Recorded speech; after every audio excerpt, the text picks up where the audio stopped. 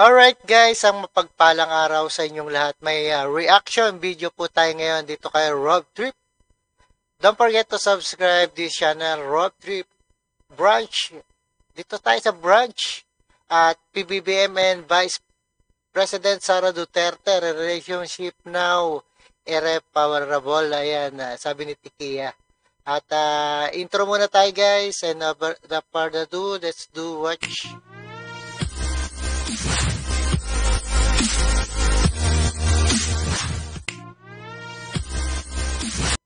Alright guys, ang mapagpalang araw.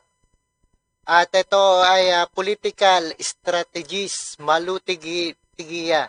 At said that the relationship between President Bongbong Marcos and Vice President Sara Duterte is now irreparable following their recent remarks sa kanilang bangayan.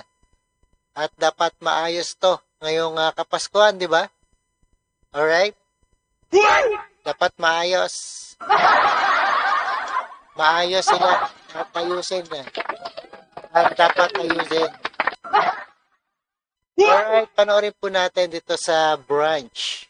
Now let's further assess the ongoing tension between President Bongbong Marcos and Vice President Sara Duterte. We have with us via Zoom political strategist Malu Tigia. Good morning and thanks for joining brunch, Ms. Malu. Good morning, Angela, and good morning, Diego. Yes. Good morning. Nice to be here. Yes, nice to see you too. What's your general reaction po about this, yung pagpalag ni President Marcos kay VP Sara? Well, alam mo, dapat maaga pa niya sinabi yan para hindi umuwi sa ganito. Kasi, Kagulo na, no? uulitin natin, no? Sino ba nagbigay sa kanya ng confidential and intelligence fund? Hindi ba si Presidente? Hindi ba noong August 2022 nag-request ang Vice Presidente? In-approve niya, in-authorize niya, at sinabi niya coordinate with DBM. So may planong sinabit kay Presidente, in the assessment of the President, okay bigyan. So dapat hindi nga ang sumasalag ang Office of the Vice President. Hindi ba dapat siya ang nagsabi? Bakit ko siya binigyan at saan ginamit? So kung sana maaga pa lang nagsalita, kunyari sinabi dapat niya. Dapat siya nagsabi, di ba, kung saan nagamit ang ating Pangulo. Pangulo o Panggulo. Speaker, between yan sa amin, huwag kayong makialam. Madali sanang natapos ito Ang problema, hindi siya umimik at pinababayaan niya ang persecution na nangyayari sa Vice Presidente. That's what you mentioned, Ms. Malu, about yung silence. No? Kasi a lot of people were saying that finally, nagsalita na rin si Pangulo. But the question is, while they said this may be his toughest reply in the last 2 years, ang problem daw, it was still very indirect. In terms of what do you mean? Do you agree with that, Ms. Malu? Yes, I agree with that, Diego. No, when the president takes center stage, this president does not really like doing a national address, having a conversation with the Filipinos. No, in his 2 and 5 months in office, wala naman siyang pakikipag-usap sa bayan na nangyari. So itong Kaya nga walang pakikipag-usap, kaya nagkakagulo na, di ba? Kaya hindi natin alam saan ang direksyon, saan ang project niya ngayon, at kung ano ang kanyang gagawin pa sa sunod na taon. tape na video at release yung script bago tinape, kita mo, I guess it's a way of sensing nasa akin ba ang public dito. At makikita mo pagkatapos na nalaro yung video, napanood ng taong bayan, makikita mo yung reaction These days kasi ang hindi mo nakikita ang reaction sa taong nasa labas. Nakikita mo ang reaction dun sa emoticons. At nakakabagabag na ang isang Pangulo lumabas ng ganun tapos pinagtatawanan lamang. Kaya, Ms. Malu, I'd like to touch up on that sa sinabi niyo. Do you think he could have been more specific in regards ko ano ang gagawin ko, ano yung ginawa niya sa akin na mali? Or could he have done this earlier para medyo ma-over itong kaguluhan na ito and early on na settle na itong issue? Yeah, tama ka dun, Diego, no? Early on, nung question pa lamang sa budget at binalasubas ang Vice Presidente, dapat sinabi na niya yun na, Speaker, tigil niyo yan. Ako ang... Oo, dapat sinabi na kaagad kasi siya ang Pangulo. Yata, naging Pangulo yata itong si Tambaloslos. Ako ang nagbigay, ako ang nag-authorize niyan. Wag niyo na niyang pag-usapan. Pwedeng ganun eh.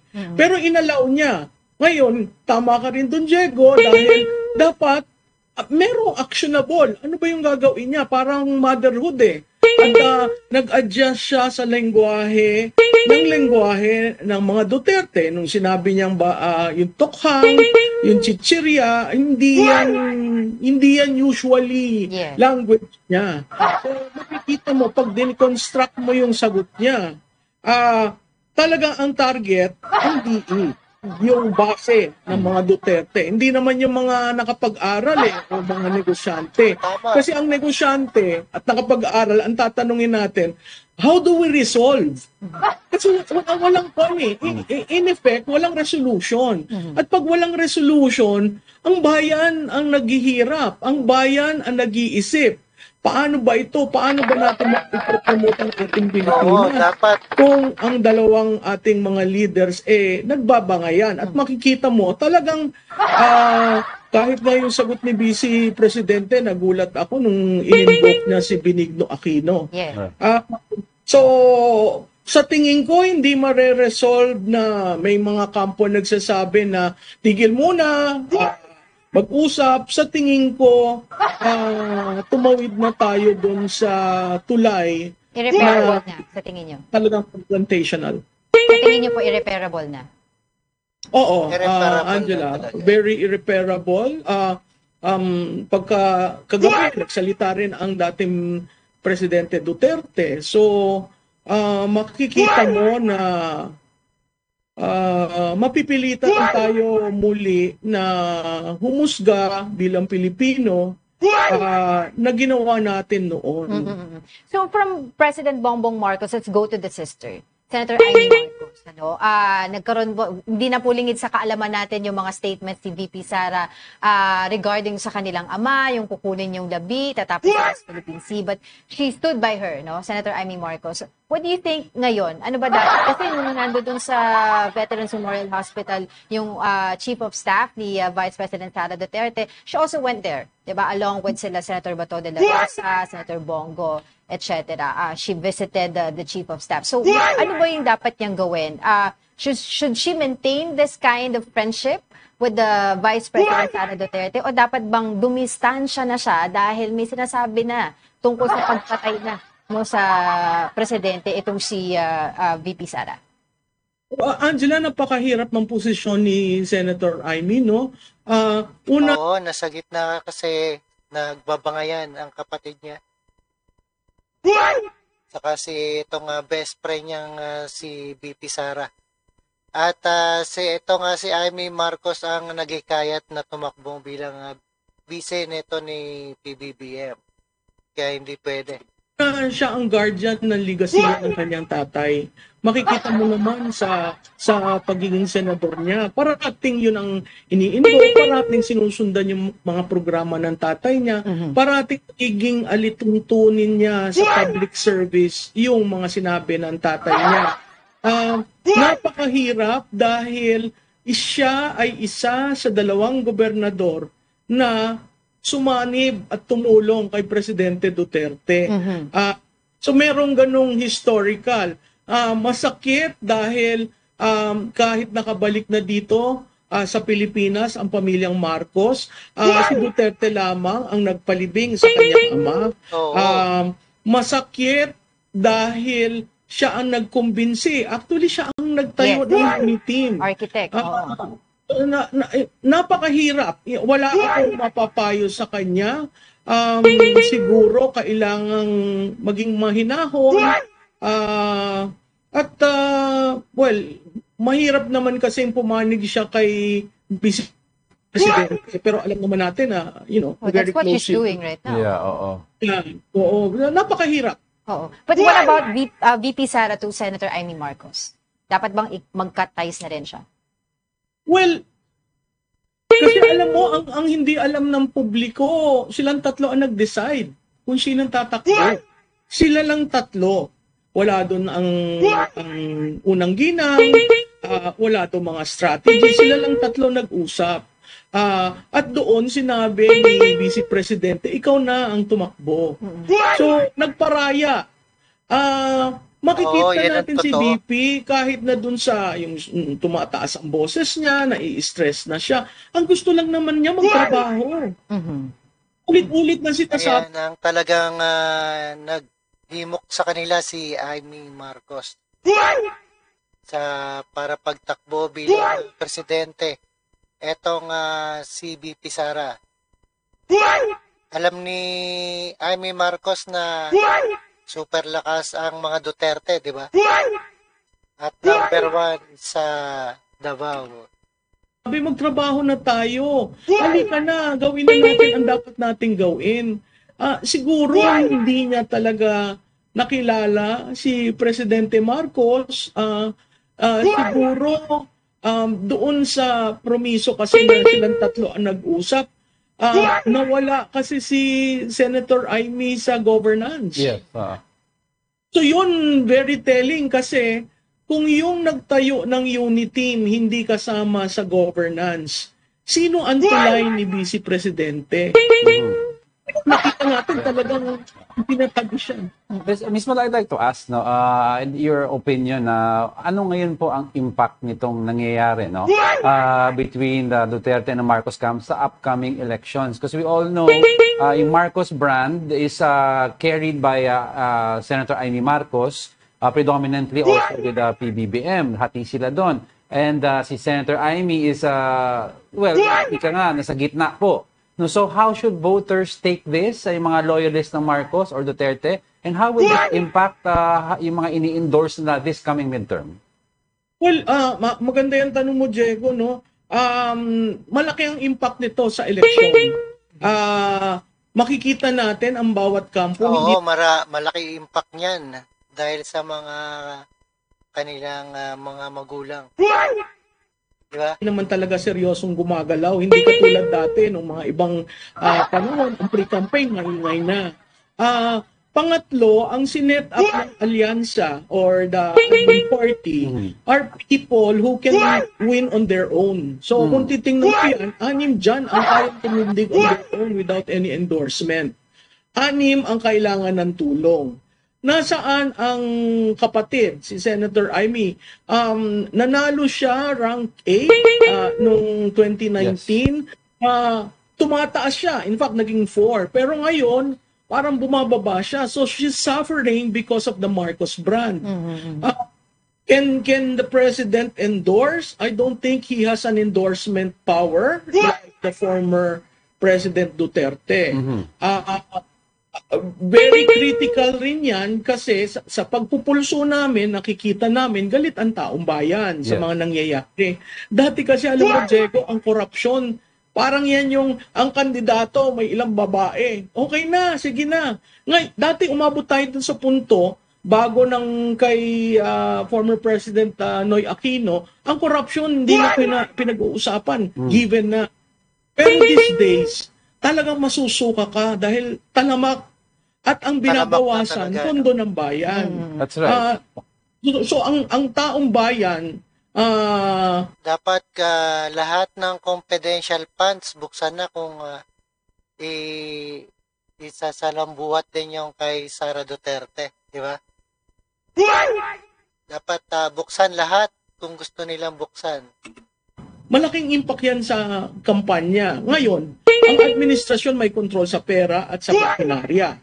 Bago ang machine na Miro system, hindi natin alam pa yan kung paano gumana. So malaking question yun doon.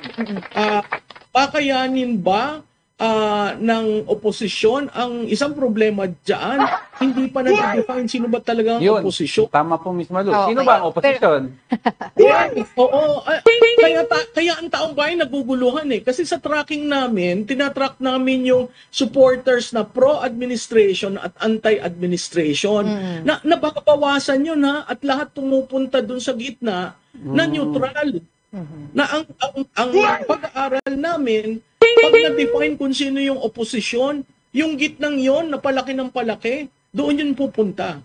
Ms. Malugo, I want to go back dun sa usapin ng confidential funds. So dito talaga nag-ugat ito mga pangyayari na ito. Do you agree po ba na itong si VP Sara, yung kanyang latest behavior ay diversionary tactics lang para hindi masagot itong mga tinatanong sa kanya sa House? At tinatanong pa ba yan? Isang attorney yan. Alam mo naman ang attorney, di ba? Pag nagsalita. Kung syempre yung mga netizens, nakikialam din sila, meron din sila mga opinion dito. Ang sa kanila, kung daw siya, di ba, first hand nung hearing, hindi na daw po nangyari ito. Oo, tama sa isang banda na dapat umattend siya ng mas maaga.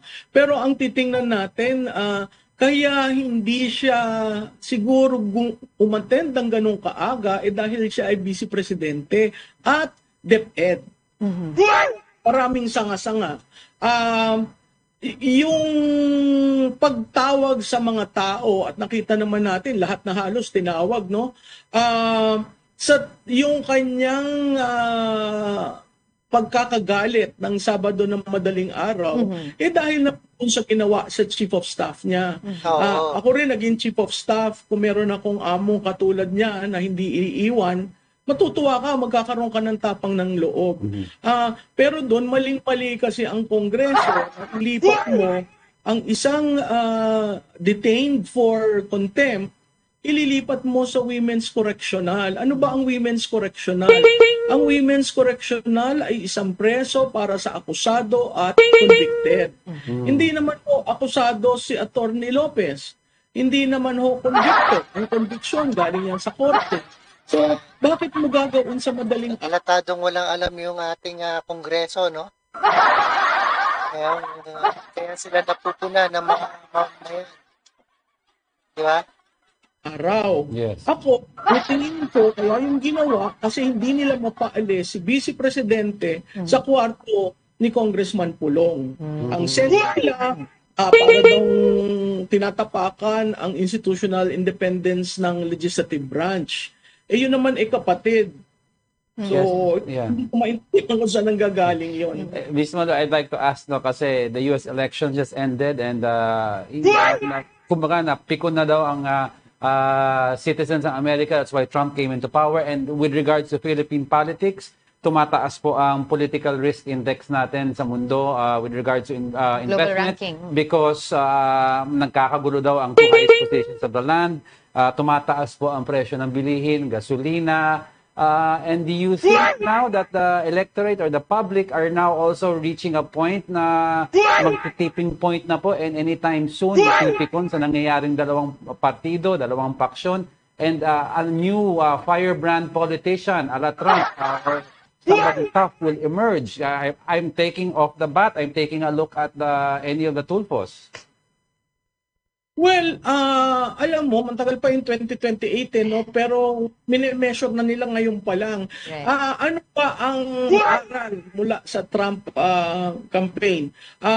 Very clear doon na data, very clear doon na ground, very clear doon yung messaging. Ano yung messaging? Ekonomiya, future ng aking mga anak, Yes. at hindi magkaroon ng gera. Yun yung sa Amerika.